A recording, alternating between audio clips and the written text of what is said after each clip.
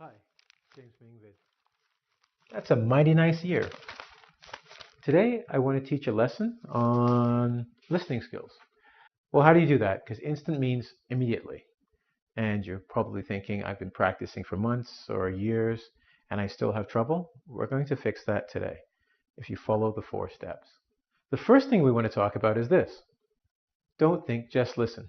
And then another voice is going, what you're actually doing is carrying on 2 conversations and you get confused. So I often tell students, don't do that. Don't think. Just listen. I'm going to help you with something else that will make it easier for you to get the information even if you don't think. Okay? So just let the information come to you.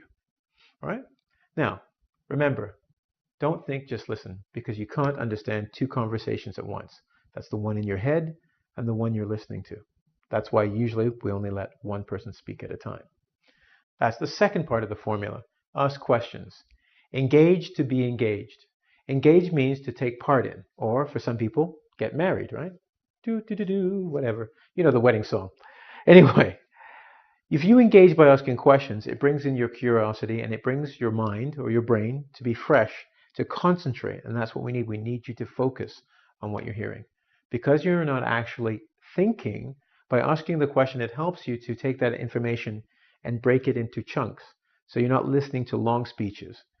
But also by doing that, what you're doing is you're allowing yourself, well, later on for your brain to take the information from the questions to understand.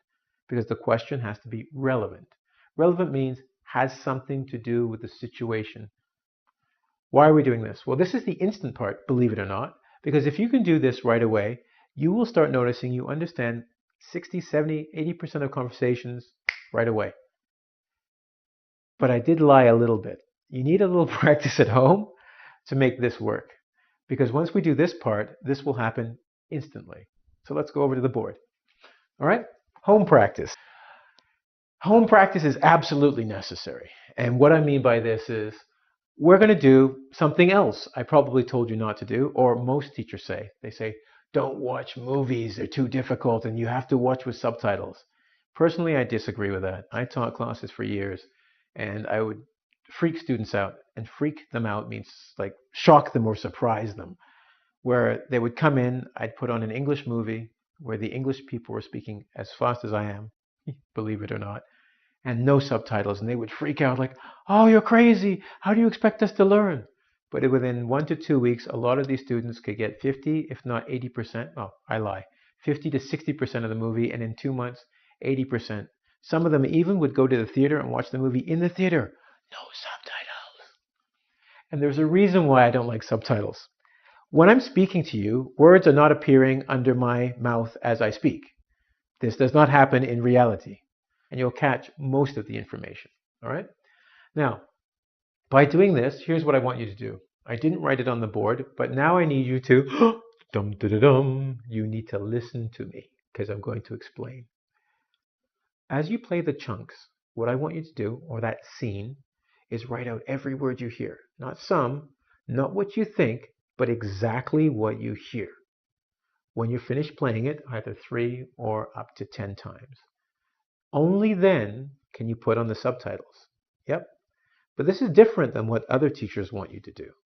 What I'm asking you to do is put the subtitles on and compare what you wrote with what it says. Good. So that's when we can play it with subtitles to help us fill in the gaps. Gap means space. Now finally, once you're finished and we've done all that work here, because it's a lot of work, I want you to watch it one more time, but close your eyes. Human beings are really interesting.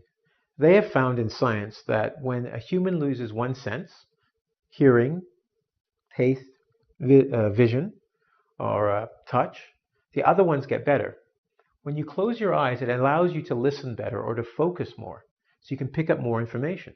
Now, before I take off, because I know you're listening to me carefully now, and this is very important. See, there's that very, tells you important information. You need to go someplace to do the first lesson. Keep that one first. And where would that be? Those of you who've been with me for a while know it's www.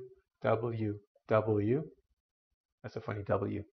Dot ing, as in English, vid, as in video.com, where I'm going to be happy to teach you this and other lessons. Mr. E, I'm out.